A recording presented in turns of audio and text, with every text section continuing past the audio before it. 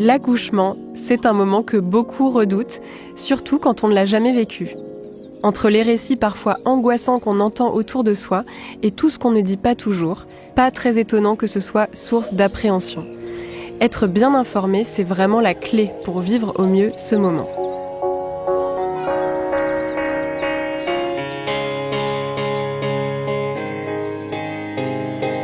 Bienvenue dans 3-2-1 Parents, le podcast de l'assurance maladie qui vous aide à vous préparer au mieux à l'arrivée de votre enfant, mais aussi et surtout à veiller sur votre santé et sur la sienne. Moi, c'est Pauline Verdusier, je suis journaliste et comme beaucoup de parents, je me suis posé 1000 questions en attendant mon premier enfant. Au fil des épisodes de ce podcast, je retrouve Anne Caméraire, sage-femme libérale, pour explorer ensemble et avec des experts tous ces sujets qui nous questionnent pendant la grossesse, l'accouchement et les premiers mois de vie de l'enfant. Aujourd'hui, on va parler concrètement de ce qui se passe le jour J. La phase de travail, la naissance, les heures qui suivent. Pour tout comprendre et se sentir plus sereine, on reçoit Angélique Kuipers, qui est sage-femme dans une maternité. Bonjour. Bonjour. Est-ce que vous pouvez vous présenter ? Oui, du coup, moi, c'est Angélique Kuipers, je suis sage-femme à côté de Paris. Donc l'accouchement, c'est un événement qui peut être un peu intimidant, voire redouté. Qu'est-ce qu'on peut dire d'abord, peut-être pour rassurer les futurs parents ? Déjà, il faut avoir conscience que la majorité des naissances se passent bien et normalement. Il y a environ 65 à 67% d'accouchements qui se passent par voie basse. Et puis souvent, on entend beaucoup de choses sur l'accouchement. Les gens à qui on va en parler autour de nous vont beaucoup nous parler des choses qui se sont mal passées parce que c'est souvent de ça dont ils ont besoin de parler. Et du coup, on a l'impression que beaucoup de naissances se passent mal alors qu'en fait, les bons discours, on les entend peut-être un peu moins. Donc voilà, c'est vraiment quelque chose qui, dans la majorité des cas, se passe bien. Oui, parce que aussi, ce qu'on peut dire, c'est que la majorité des naissances se passent sans intervention médicale. Oui, exactement. La majorité des naissances, en fait, se passent spontanément, naturellement, et il y a une surveillance qui est nécessaire par les équipes médicales, les sages-femmes ou les équipes en maternité, mais pas forcément nécessaire d'intervenir sur un accouchement. Et alors, c'est quoi, en fait, une naissance qui se passe bien, selon vous ? Une naissance qui se passe bien, pour moi, c'est avant tout une naissance qui va être bien vécue par la femme, le couple. Donc, peu importe comment se passe cette naissance, que ce soit par voie basse ou avec des interventions, l'essentiel, c'est qu'elle soit bien vécue et que du coup, la femme et le couple soient accompagnés pour comprendre ce qui se passe et que du coup, le vécu soit positif pour eux. Une naissance qui se passe bien, c'est ça. Après, c'est vrai que on a beaucoup de représentations dans les films où tout de suite la poche se rompt, on va à la maternité, on pousse, tout le monde crie et le bébé est là. Alors que dans la réalité, c'est quand même un petit peu plus tranquille, calme et long aussi. Donc voilà, il y a aussi des représentations qui sont à revoir. Oui, c'est vrai qu'il y a des représentations très agitées de l'accouchement, mais ça peut être un moment très calme et très heureux, très serein finalement. Exactement, c'est ça. Vraiment, vraiment, vraiment. Et puisqu'on parle de représentation, est-ce qu'on peut parler des grandes étapes de la naissance ? Parce que c'est vrai que dans les films, par exemple, on voit souvent des accouchements très très rapides qui peut-être ne montrent pas la phase de travail. Est-ce que vous pouvez expliquer ce que c'est la phase de travail ? Oui, exactement. Alors la phase de travail, c'est le moment à partir duquel la femme va commencer à avoir des contractions et tout le temps qui sera nécessaire à ce que le col de l'utérus se modifie et s'ouvre pour ensuite permettre au bébé de descendre dans le bassin et de naître. Et toute cette phase, effectivement, elle prend en général du temps. En moyenne, on dit à peu près une 12aine d'heures, mais voilà, c'est une généralité. Ça dépend vraiment de chaque femme. Oui, ça peut être moins ou plus. Exactement, ça peut être moins ou plus. Voire beaucoup plus. Ouais, des fois beaucoup plus. Mais du coup, effectivement, c'est un temps qui est long, alors que dans les films, on a l'impression que ça se passe en 1 heure, que tout est fait, et pas du tout.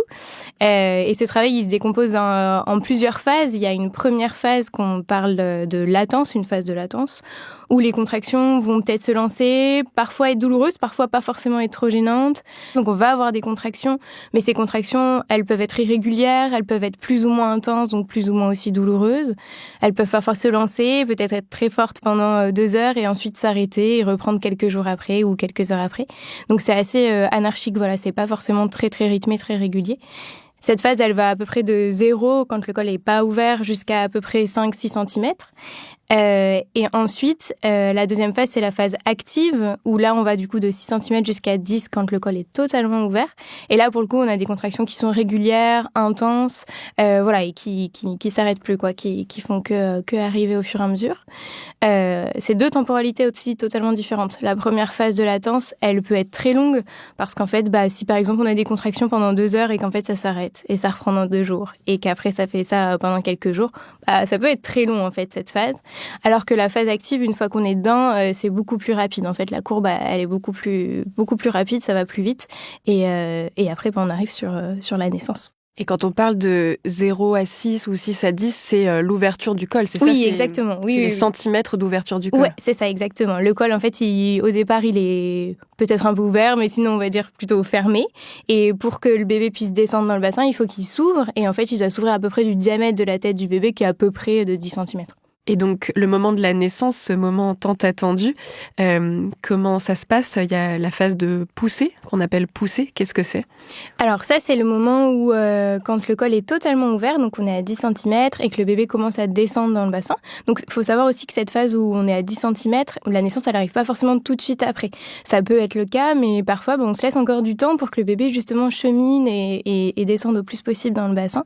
Et une fois qu'il est suffisamment bas, ou alors si par exemple on n'a pas de péridurale, une fois qu'on sent que ça pousse et que notre corps pousse de façon réflexe, et c'est là où on va être plus, on va dire, dans la phase de naissance de l'enfant. Et le fait de pousser, c'est que, alors spontanément déjà le corps le fait de façon réflexe, donc il y a le fait que le bébé descende dans le bassin, ça sollicite les abdos, et un réflexe qui fait que le corps pousse en fait tout seul. Maintenant, ce réflexe, quand on a une péridurale, il est quand même un petit peu inhibé. Parfois pas totalement, parfois totalement. Et du coup, si c'est le cas, la sage-femme va accompagner la patiente pour la pousser en fait. C'est-à-dire que quand il y a une contraction, du coup, on va pousser pour faire naître ce bébé. Et cette phase, pareil, ça peut prendre un petit peu de temps aussi. Ça prend pas plusieurs heures pour le coup, mais voilà, ça peut prendre aussi un petit peu de temps et c'est normal. Donc il y a la poussée et ensuite donc l'accouchement en lui-même. Qu'est-ce qui se passe à ce moment-là? L'accouchement en lui-même, du coup, le bébé naît, et si le bébé va bien quand il naît, en général, il est posé en peau à peau sur sa maman, si c'est ce qu'elle souhaite. Et après, du coup, donc c'est un temps assez tranquille aussi. Enfin, le bébé, lui, va atterrir, il est assez calme en général à ce moment-là. Il va pleurer au début, puis après, il va être en général assez calme, posé, il va regarder tout ce qui se passe. Enfin, voilà, ça va être un moment d'éveil pour lui. Et ensuite, du coup, pour la femme, va y avoir la délivrance du placenta. Qu'est-ce que c'est? Alors, la délivrance du placenta, c'est donc l'utérus après l'accouchement va reprendre un peu des contractions.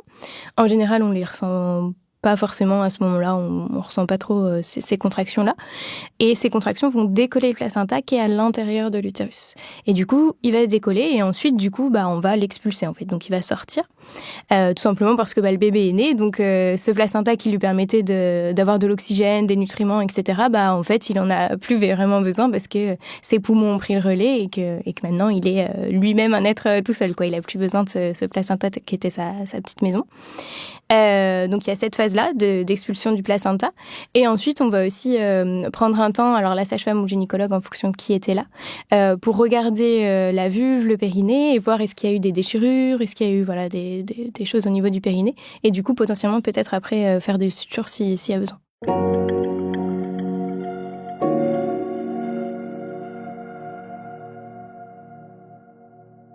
Et ce moment-là, si tout va bien, ça peut aussi être le moment d'une première tétée, si la femme a choisi d'allaiter? Oui, exactement. En fait, ces 2 premières heures pour le nouveau-né, quand la naissance s'est bien passée, qu'il l'a bien vécu, c'est vraiment un moment où lui, il va être hyper calme et très éveillé. Donc, il va vraiment regarder tout ce qui se passe autour, et puis de lui-même, il va même chercher à téter la peau, ses mains, peut-être ramper un peu sur la maman. Donc, il est vraiment très prêt. En fait, de façon réflexe, il y a tout ça qui se met en place. Donc, effectivement, si on veut allaiter, c'est bien, si on peut, en tout cas, et que les conditions sont réunies, c'est chouette de pouvoir faire cette première tétée dans ce temps-là. Donc à ce moment-là, souvent on est accompagné par la sage-femme ou les auxiliaires de puériculture aussi qui peuvent aider les mamans pour ça. Et c'est quoi justement les bénéfices de ce contact très rapproché ? En fait, faut imaginer que le bébé, lui, il était in utero, donc au sein de l'utérus pendant 9 mois. Donc c'est un univers qui est chaud, où il fait 37 degrés à l'intérieur de notre corps. Il y a constamment du bruit parce que il entend ce qui se passe autour, mais aussi il y a les bruits des organes en interne, etc. Donc c'est constamment avec du bruit. Il est dans de l'eau. Et puis, il est tout le temps contenu aussi. Il est vraiment, il y a les limites de l'utérus, il y a le placenta, il y a le cordon, donc il y a toujours quelque chose aussi autour de lui. Donc le fait d'arriver comme ça, de naître, c'est un changement total pour lui. Donc le fait d'être en peau à peau, ça va déjà le sécuriser, le rassurer, parce qu'il va être au chaud contre la peau de sa maman, ça le réchauffe. Donc ça lui permet aussi de maintenir bien sa température. Il entend le cœur de sa maman, donc qu'il connaît, son odeur aussi qu'il reconnaît. Et puis il est contenu parce qu'il est dans les bras. Donc c'est vraiment, à la fois ça va le sécuriser, et aussi ça va lui permettre de mettre en place ses fonctions de façon sereine et de l'aider à les mettre en place, de l'aider à se réchauffer, etc. Et d'ailleurs, si la mère a eu une césarienne, le pot à pot peut être fait avec le père ou le coparent. Exactement. Alors parfois même on peut faire un petit peu de peau à peau au bloc opératoire, ça dépend des situations. Et si jamais c'est pas le cas, effectivement, dans ces cas-là, souvent c'est le coparent qui va faire un peu de peau à peau avec le bébé en attendant que le bébé puisse retrouver aussi sa maman. Et quels sont les premiers soins apportés au nourrisson juste après la naissance ? Alors, les tout premiers soins, le tout premier truc qu'on va faire, c'est juste d'essuyer un petit peu le bébé. Parce que quand le bébé est né, il a du liquide amniotique, un petit peu de sang, ce qui est normal. Mais du coup, pour éviter qu'il reste mouillé, comme quand nous, on sort de la douche ou du bain, si on reste mouillé, on a vite froid. Et un nouveau-né, c'est pareil, mais encore plus important parce qu'il a plus de mal à réguler sa température. Donc, on va juste l'essuyer. Et ensuite, en général, il est juste posé sur la maman en peau à peau. Et les soins sont faits un peu plus tard pour le laisser atterrir et profiter aussi de ce moment et pas trop rompre ce moment-là. Mais du coup, les soins, quand ils sont faits après plus tard, ça va être, donc il y a différentes choses. Il y a le fait de le peser pour connaître son poids. On va aussi mesurer son tour de tête. Parfois, on les mesure, ça dépend. Des fois, c'est fait au moment de la naissance, des fois, c'est fait un petit peu plus tard dans le séjour. Et ensuite, il y a la sage-femme aussi qui va faire son premier examen. Donc là, on va vraiment, la sage-femme va le regarder, l'examiner de la tête aux pieds. Elle va écouter son cœur, regarder ses réflexes, vérifier que tout va bien pour le bébé.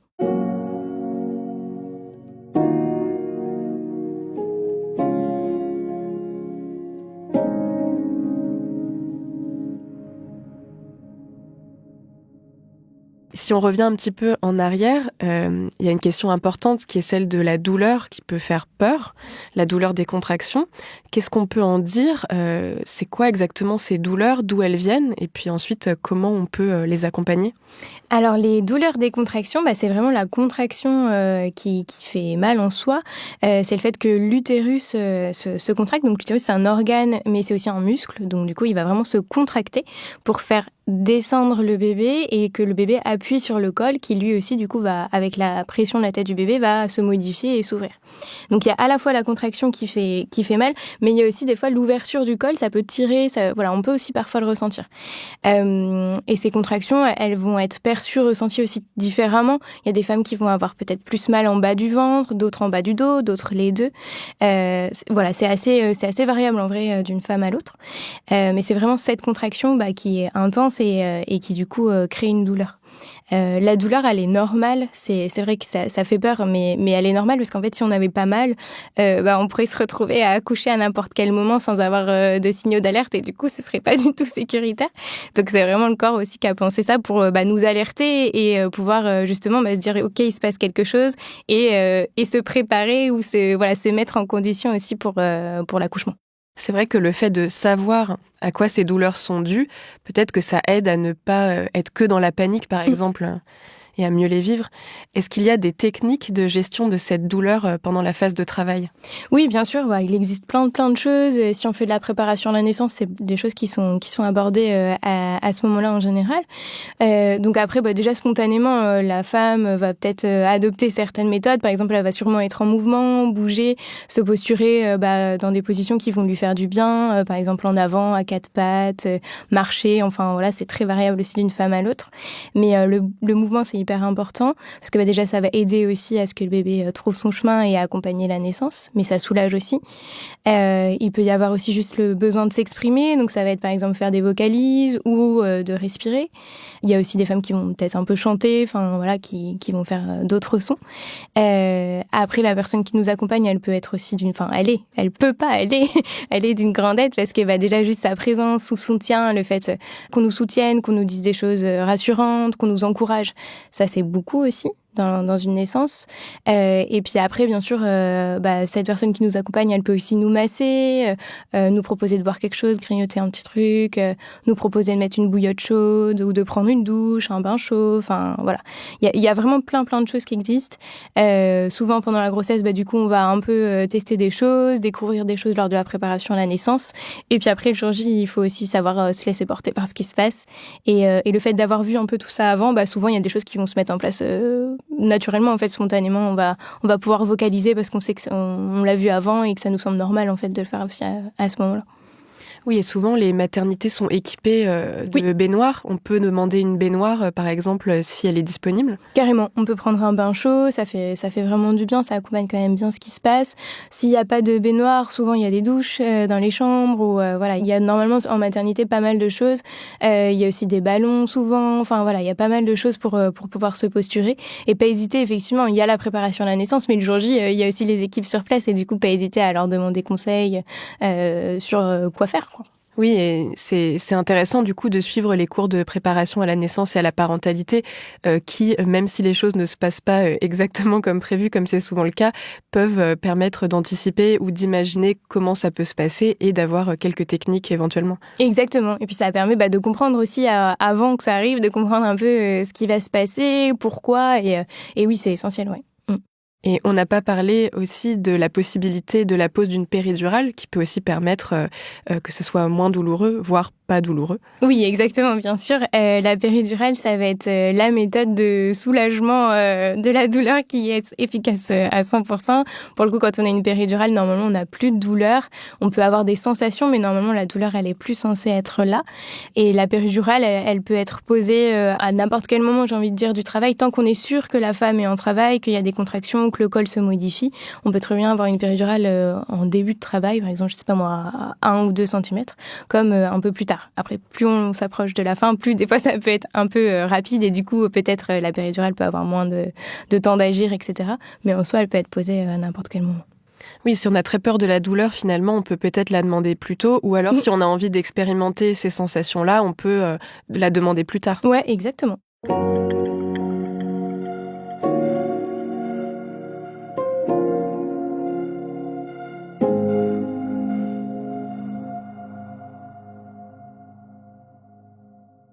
Donc là, on a parlé plutôt des scénarios sans intervention médicale. Est-ce qu'on peut à présent parler justement des scénarios où il y a intervention médicale ? Peut-être d'abord parler de la possibilité d'utiliser des instruments. Donc ce terme fait un peu peur, mais on va expliquer les choses. Est-ce que vous pouvez nous expliquer ce type de scénario ? Oui, alors ça arrive qu'au moment de la naissance, donc les instruments, c'est vraiment au moment de la naissance. C'est-à-dire on a fait tout le travail, on était à 10 centimètres et on est en train de pousser. Enfin voilà, on est vraiment au moment de la naissance de l'enfant. Ça peut arriver que cette naissance-là, elle doive être accélérée parce qu'il y a un risque potentiel pour la mère ou l'enfant et que du coup, ce risque va être limité si la naissance prend moins de temps. Donc à ce moment-là, on appelle la sage-femme, elle appelle le gynécologue obstétricien qui, lui, va décider de la nécessité ou non de faire un instrument et aussi de quel type d'instrument. Donc les instruments, effectivement, c'est un terme qui fait assez peur. Il y a 3 grands types d'instruments. Le premier, c'est ce qu'on appelle les ventouses. Donc pareil, c'est un nom qui fait assez peur. On imagine souvent quelque chose d'énorme et tout ça. Moi, je conseille de demander en préparation à la naissance ou peut-être à la maternité de pouvoir voir ce que c'est parce que c'est vraiment quelque chose qui est assez petit en plastique. Enfin voilà, en général, quand les personnes le voient, c'est pas trop impressionnant. Et donc, cette ventouse, elle se place sur la tête du bébé et elle va permettre de bien fléchir la tête de bébé et du coup d'accompagner la poussée que la femme fait au moment de la contraction. Donc, c'est vraiment un travail qui se fait à deux entre le gynécologue et la femme. C'est pas le gynécologue qui fait naître l'enfant, c'est la femme qui pousse et le gynécologue va accompagner. Du coup, ça va accélérer les choses. Mais il y a vraiment besoin de continuer à être présente, actrice et active au moment de la naissance, même avec un instrument. Et les 2 autres types d'instruments, c'est ce qu'on appelle les forceps ou les spatules, où là, c'est plus comme 2 grandes cuillères à salade en métal qui vont plutôt avoir tendance à faire de la place pour le bébé, qui vont écarter un petit peu les tissus au niveau du vagin et qui vont du coup laisser plus de place au bébé, qui vont faire comme un peu un toboggan pour qu'il naisse plus vite. On va maintenant parler du cas de la césarienne. Quand est-ce qu'on décide de faire une césarienne ? Alors, il y a différentes situations pour les césariennes parce que ça peut être programmé ou en urgence.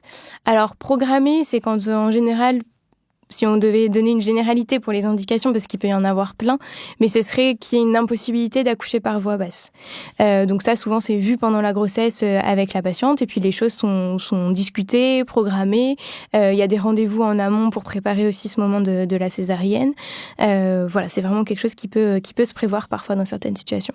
Est-ce qu'on peut donner un exemple justement quand on sait en amont que ce n'est pas possible d'accoucher par voie basse ? Oui, il y a vraiment plein de situations. Peut y avoir par exemple le cas d'un placenta bas inséré, c'est-à-dire un placenta qui est inséré sur le col de l'utérus. Donc forcément, il y a un obstacle pour la naissance du bébé, donc c'est impossible qu'on puisse accoucher par voie basse. Ça peut être aussi parce que la femme a une grosse pathologie cardiaque et qu'elle peut pas être soumise au travail de l'accouchement, aux contractions et à la poussée. Vraiment, il y a des situations très diverses et variées. Il y a plusieurs indications qui peuvent être le cas, ouais. Et donc le plus souvent, ce sont des césariennes d'urgence. Est-ce que vous pouvez expliquer cette situation ? Oui, exactement. La majorité des césariennes, c'est des césariennes qui sont pas programmées, donc qui sont dites urgentes. Il y a différents grades d'urgence déjà, donc c'est pas forcément les mêmes situations. Il y a des codes couleurs pour les urgences des césariennes. La moins urgente, c'est un code qu'on appelle vert, où quand la décision de césarienne est prise et la naissance de l'enfant a lieu, il y a 1 heure entre ces 2 moments-là. Ensuite, il y a le code orange, où là, entre la décision et la naissance, il y a 30 minutes. Et le code rouge, où entre la décision et la naissance, il y a 15 minutes. Donc, on voit bien qu'effectivement, en fonction des situations, ça peut être un moment où on va avoir le temps en amont de vraiment discuter, expliquer aussi le pourquoi et comment ça se passe, et peut-être aussi adapter certaines choses. Et puis d'autres où 15 minutes, c'est très, très rapide, et où du coup, bien sûr, les choses vont être dites et expliquées, mais de façon beaucoup plus brève, et où du coup, c'est aussi moins entendu, forcément, c'est normal. Donc dans tous les cas, c'est aussi important que après une césarienne, on ait un temps avec les équipes qui étaient là pour pouvoir aussi reprendre les choses, pour bien comprendre ce qui s'est passé et pourquoi ça s'est passé comme ça. Est-ce qu'on sait à peu près le pourcentage de césariennes ou de naissances avec instrument ? Oui, alors il y a l'enquête nationale périnatale qui est faite tous les 4 ans. Là, les derniers chiffres qu'on a, c'est ceux de 2021 du coup. Et pour les césariennes, c'est entre 21 et 22%. Et pour les naissances instrumentales, c'est entre 11 et 13% à peu près. Mais donc c'est pas la majorité du tout. Oui, non, vraiment pas. Un autre sujet qui inquiète parfois, c'est le sujet des déchirures ou de l'épisiotomie. Alors, ce sont des mots dont on a souvent entendu parler, mais on ne sait pas forcément très bien ce que c'est. Est-ce qu'on peut les expliquer ? Oui, bien sûr. Alors oui, souvent c'est quelque chose qui fait assez peur, mais qui est tout à fait normal. En fait, les déchirures au niveau du périnée, donc c'est au niveau de la vulve, ça peut être la peau, la muqueuse du vagin ou voire un peu le muscle aussi, enfin les muscles. C'est tout à fait normal, ça fait vraiment partie de la naissance. Ça veut pas dire que ça arrive à toutes les naissances, mais c'est quand même assez fréquent. Et souvent c'est très, on en a beaucoup peur parce que la vulve c'est une zone hyper intime, enfin qui est quand même assez centrale, donc ça nous fait peur. Mais c'est vraiment normal et ça fait partie de la naissance, et surtout derrière la guérison elle se passe bien. Le corps il est quand même aussi pensé pour un événement comme une naissance, donc vraiment c'est quelque chose qui se guérit bien. Donc ça peut arriver, c'est pas rare, c'est assez fréquent, et si jamais c'est le cas, la sage-femme ou le gynécologue va regarder un petit peu la déchirure, comment elle est, et est-ce qu'il y a besoin ou non de la suturer. Donc ça peut arriver qu'on ait du coup une suture, donc des fils ensuite au niveau de la vulve, et ça va se guérir à peu près en 15 jours. Les fils, c'est des fils qui tombent tout seuls, donc on n'a pas besoin de faire quelque chose par rapport à ça. Et après, bien sûr, on peut aussi accompagner pour que ça guérisse plus facilement avec des petits remèdes, comme mettre par exemple de l'eau florale d'amamélis, un petit peu d'argile blanche. Enfin voilà, il y a pas mal de petits remèdes aussi qui accompagnent la cicatrisation. Et bien sûr, c'est une plaie, donc ça peut être douloureux, et à ce moment-là, en post-accouchement, il y a aussi ce qu'il faut pour prendre des médicaments antidouleurs. Alors bien sûr accompagné, on prend pas ça tout seul, mais les équipes vont donner ce qu'il faut pour que ce soit le moins gênant possible. Oui, on peut avoir des antidouleurs, des poches de glace, il y a plein de choses pour soulager. Carrément. Et précisons aussi que la suturation se fait sous anesthésie. Oui, bien sûr, oui, je l'ai pas dit, mais effectivement, alors soit on a une péridurale et du coup, l'anesthésie péridurale va aussi marcher pour la suture, ou sinon, si on a accouché par exemple sans péridurale, on peut faire une anesthésie locale. Et bien sûr, on fait pas ça comme ça sans anesthésie. On s'assure que au niveau sensation et ressenti, c'est ok avant de le faire, avant de suturer, quoi. Et la déchirure, si je comprends bien, ça se produit quand la tête du bébé passe dans le vagin, ça peut créer ces déchirures-là, mais ça peut être assez petit, c'est pas des choses complètement impressionnantes. Oui, exactement. En fait, j'ai pas expliqué, mais c'est vraiment le fait qu'il y ait la tête du bébé qui descende du coup dans le bassin et du coup dans le vagin, et ensuite du coup qui arrive sur la vulve, ça étire forcément du coup les tissus, parce que du coup il a besoin de se faire de la place pour pouvoir naître, et du coup le fait que ça étire ces tissus, au bout d'un moment ces tissus ils peuvent un peu se déchirer en fait sous la tension de la tête du bébé. Mais bien sûr, oui, souvent c'est pas forcément des grosses déchirures. Les déchirures, on va dire grosses, plus importantes, elles sont pour le coup là peu fréquentes. Donc souvent on a très peur, on se dit oh là là, mais à quoi ça ressemble maintenant, alors qu'en fait en général ça a très peu changé. Donc faut pas hésiter aussi à demander à pouvoir regarder avec une glace, avec la sage-femme qui vient pendant l'hospitalisation en maternité, ou même sinon la sage-femme qui viendra à la maison. Pas hésiter à lui demander si on peut regarder avec elle, ou peut-être qu'elle va le proposer aussi, mais pas hésiter à regarder avec un miroir. Souvent ça fait du bien, parce qu'on se rend compte que ok, en fait c'est pas si pire que ce qu'on imaginait. Donc on a parlé des déchirures. Qu'est-ce que l'épisiotomie, qui est encore un autre sujet? Alors l'épisiotomie, là pour le coup c'est une intervention, donc la déchirure ça se fait tout seul naturellement, et l'épisiotomie c'est une intervention, donc c'est la sage-femme ou le gynécologue qui va couper au niveau de la vulve, de l'entrée de la vulve, donc avec un ciseau. Ça se fait déjà ça se fait pas très souvent, c'est vraiment peu fréquent et de moins en moins. Dans les années passées, c'était fait de façon beaucoup plus systématique, notamment pour les premiers bébés. Maintenant, c'est vraiment plus le cas. Les recommandations et les études, elles ont beaucoup travaillé sur ce sujet, et du coup, ça a évolué. Et ce serait fait pareil dans le cas où on a nécessité d'accélérer ce qui se passe, d'accélérer la naissance. Voilà. Mais sinon, ça reste quand même moins fréquent que des déchirures, carrément moins fréquent même. Et c'est aussi réalisé sous anesthésie? Oui, exactement. C'est pareil. Y a pas de. Pour le coup, c'est pas quelque chose qui va. L'épisiotomie ou la déchirure, de toute façon, même quand on n'a pas de péridurale, c'est pas forcément quelque chose qui va faire mal. On va pas sentir le moment où ça va arriver. En fait, il y a toute la zone qui est déjà sous tension, où on a déjà des sensations, ça brûle. Enfin voilà, il se passe des choses. Donc on sait pas en fait ce qui se passe sur la déchirure. On le sait pas en fait quand ça arrive, par exemple. Oui, c'est après que ça peut être plus douloureux. Exactement.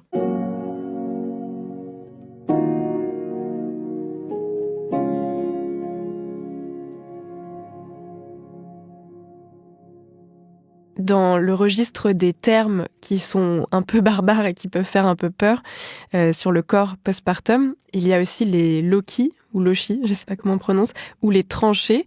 Est-ce que vous pouvez nous expliquer ce vocabulaire ? Oui, alors du coup, c'est deux choses différentes qui sont toutes les deux avec des termes super chouettes. Du coup, les lochis, c'est les pertes de sang après l'accouchement. Donc ça, c'est pareil, c'est normal qu'après un accouchement, on perde du sang. C'est vraiment lié à l'endroit où était inséré le placenta au niveau de l'utérus, à l'intérieur, qui, une fois que le placenta est expulsé, il y a quand même toute cette zone qui est à vif, qui est un peu comme une plaie. Donc ça va saigner et du coup, on va perdre du sang après l'accouchement. Les premiers jours, on perd du sang de façon assez abondante. C'est quand même plus abondant que des règles. Et au fur et à mesure du temps, ça va se diminuer puis s'arrêter. La durée, elle est assez variable d'une femme à l'autre. Ça peut durer 1 semaine, comme des fois 3-4 semaines. Mais c'est tout à fait effectivement normal. Et ensuite, les tranchées, ça, c'est vraiment les contractions qui vont reprendre après l'accouchement. Parce que l'utérus, donc au moment de la fin de la grossesse, il est très haut. Il arrive sous les côtes. Donc, il est grand, il est volumineux et il prend de la place. Et juste déjà après l'accouchement, une fois que le placenta est expulsé, il arrive au niveau du nombril. Donc, il a déjà fait pas mal de travail pour réduire son volume et sa taille.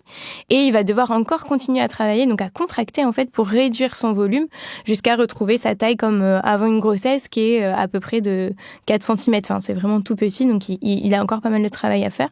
Et ça prend quand même à peu près 3 semaines après l'accouchement pour qu'il retrouve sa taille comme avant une grossesse. Et donc ces contractions, on peut les sentir, elles peuvent être douloureuses ? Oui, ça peut arriver qu'on les ressente, surtout si c'est pas un premier bébé. Pour un premier bébé, on peut les ressentir, mais en général, c'est plus gérable.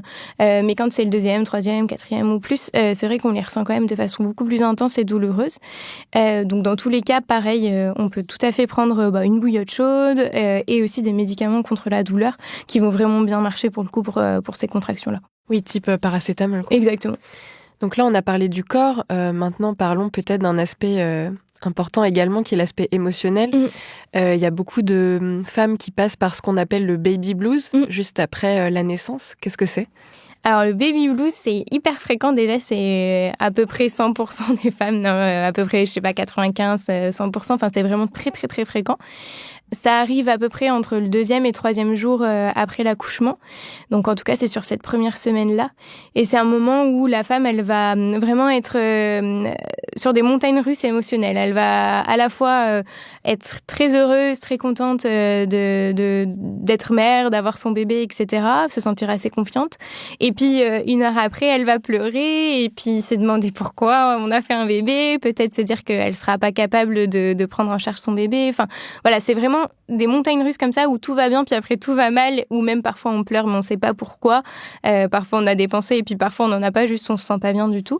Et donc c'est tout à fait normal. C'est vraiment lié à ces fluctuations post-accouchement. Il y a pas mal de choses qui sont encore en transition. On a certes accouché mais on n'est pas non plus comme avant d'avoir été enceinte. Donc tout est un peu en mouvement. Il y a les hormones aussi qui fluctuent beaucoup. Donc c'est normal et surtout c'est passager. C'est vraiment quelque chose qui va durer 24-48 heures et après ça va passer. Donc faut pas s'inquiéter, on va pas rester dans cet état-là toute notre vie parce qu'on est devenu parents. Et surtout, faut pas hésiter à en parler, en fait, à exprimer ce qu'on ressent quand on est dans cette phase-là. Ça peut être à notre conjoint ou notre conjointe, ça peut être à la sage-femme qui passe, ça peut être à une amie, à quelqu'un qu'on sait qui va avoir une écoute bienveillante. Mais voilà, pas hésiter à exprimer ce qu'on ressent, à lâcher aussi ses émotions si on a envie de pleurer, à pleurer. Enfin voilà, et se dire surtout que on n'est pas seul, que nos voisines de chambre, elles sont sûrement passées par là où elles sont en train de le vivre et que ça va passer. Oui, et pour des états peut-être plus durables, là, ça renvoie à des questions de santé mentale. Et d'ailleurs, on a dédié un épisode à ce sujet, vers lequel on vous renvoie.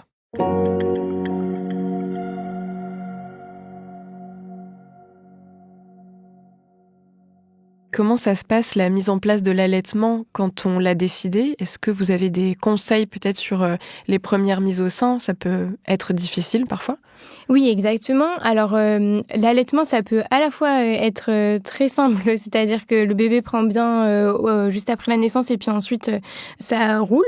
Et parfois, ça peut être beaucoup plus difficile à mettre en place parce que parfois, ça peut créer des douleurs, le bébé peut avoir du mal à téter. Enfin, voilà, il peut y avoir plusieurs petites problématiques, on va dire, là-dessus. C'est normal au début.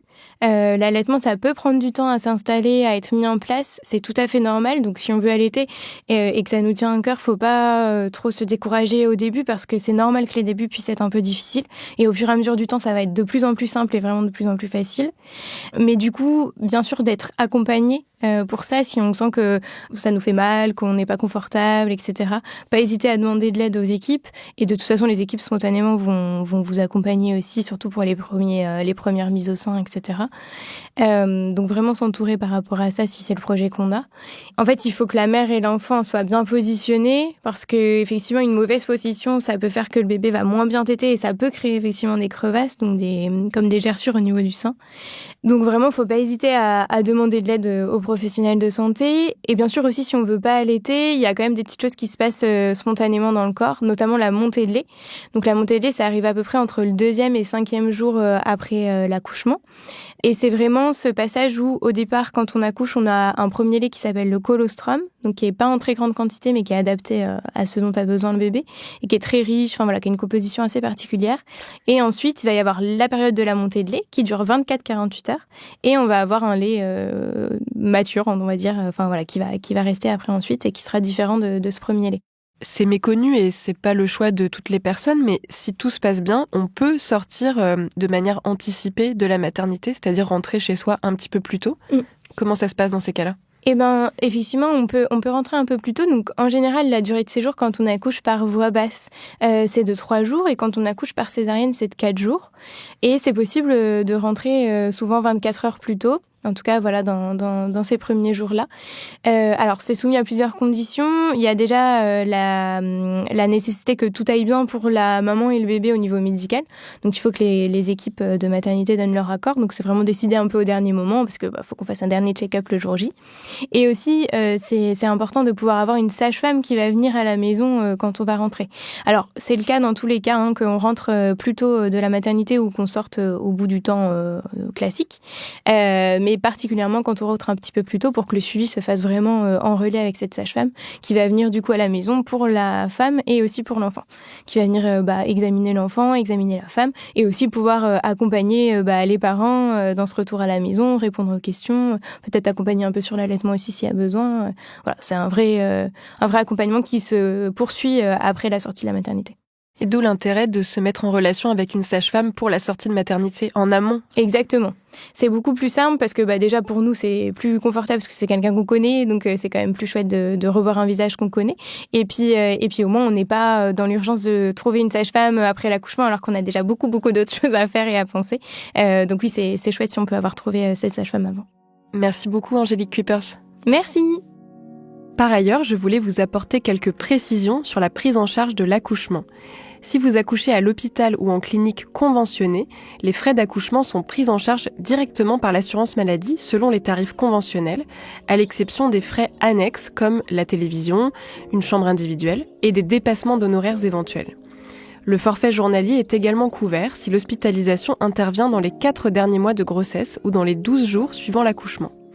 Si vous accouchez en clinique non conventionnée, les frais sont remboursés selon les tarifs de l'assurance maladie, mais les coûts sont souvent plus élevés et il faut avancer les frais. Pour savoir si une clinique est conventionnée, il est conseillé de contacter sa caisse d'assurance maladie. Il est également important de vérifier avec sa complémentaire santé ou sa mutuelle la prise en charge des frais annexes.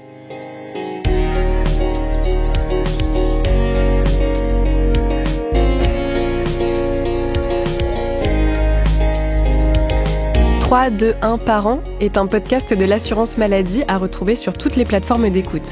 Abonnez-vous et écoutez d'autres épisodes avec de nouveaux experts. Et pour retrouver encore plus d'informations sur la grossesse et la parentalité, rendez-vous sur amélie.fr.